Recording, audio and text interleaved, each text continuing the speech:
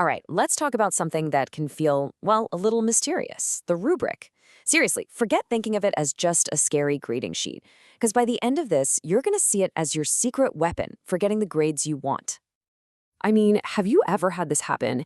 You pour hours into a paper, you feel really good about it, you submit it, and then the grade comes back. And you're just staring at it thinking, what? It makes zero sense. You're left with that sinking feeling, asking yourself, what on earth did I miss? What were they even looking for? Yeah, that feeling is super common. We can call it the mystery of grades. It's that huge, frustrating gap between all the hard work you know you put in and the grade you actually get. It really is. It feels like someone handed you a jigsaw puzzle, right? But half the pieces are gone, and, get this, there's no picture on the box to show you what you're supposed to be making.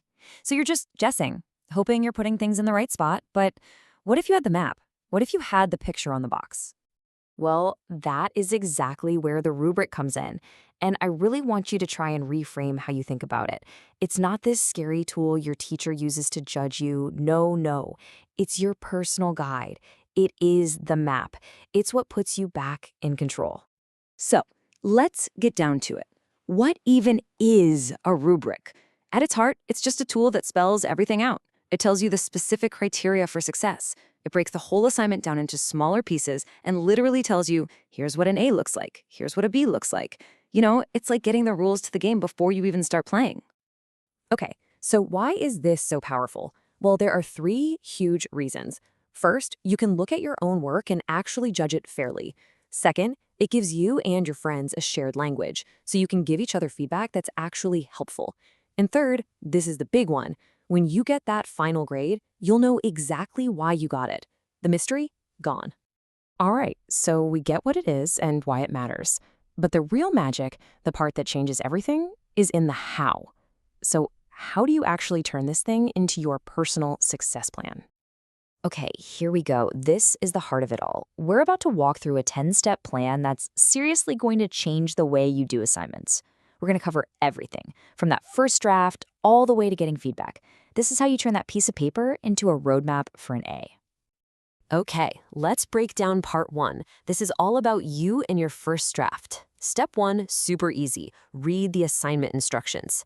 But then, and this is key, immediately go to step two. Read the whole rubric, top to bottom. You got to know the target before you aim. Step three, write that rough draft. Don't worry about perfection, just get it down. Do a quick spell check. Now, this next part is maybe the most important bit. Step four, pick one thing from the rubric. Just one. Let's say it's clarity. Reread your draft looking only for clarity. Then, step five, you edit just that part until it hits that exemplary description. That's the secret, one piece at a time. All right, now for part two, refining your work. Step 6 is easy. You just repeat that process for every other category on the rubric. Go through them one by one. Once you've done that, it's time for step 7. Get a fresh set of eyes on it. Ask a classmate you trust for feedback. But don't just say, hey, can you read this? Give them the rubric and ask them to score you. Then, step 8, you revise based on what they said. Now, step 9 is so important. Pay it forward. Offer to do the same for them. You know why? Because teaching something is the absolute best way to master it. And finally, step 10, hit submit. But this time, you're not just crossing your fingers. You're submitting with confidence, knowing you basically engineered your own success. So, you've submitted your work, you're feeling good, but the real aha moment, that actually comes after you get it back.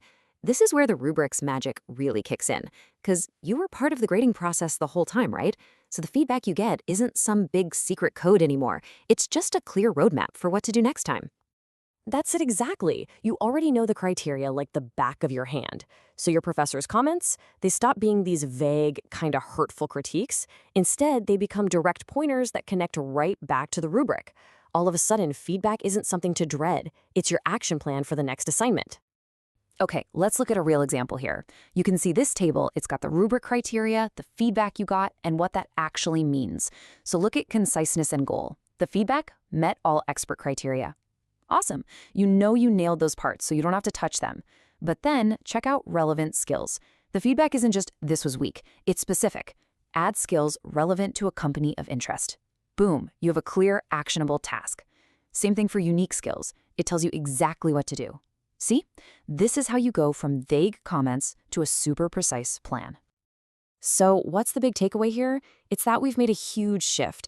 We've gone from being totally confused about grades to feeling genuinely confident and actually in control of our own work. And I love this idea right here. It's all about a mindset shift. You have to stop seeing the rubric as a grading tool. Start seeing it as your recipe for an A, right? It's not something that's being done to you.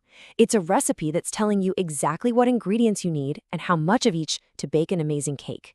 All you have to do is follow the steps. And I'll leave you with this last thought. So often, we treat assignments like they're a pop quiz where all the answers are hidden. But a rubric? That's your teacher literally handing you the answer key before the test even starts. So the only real question is, are you going to use it?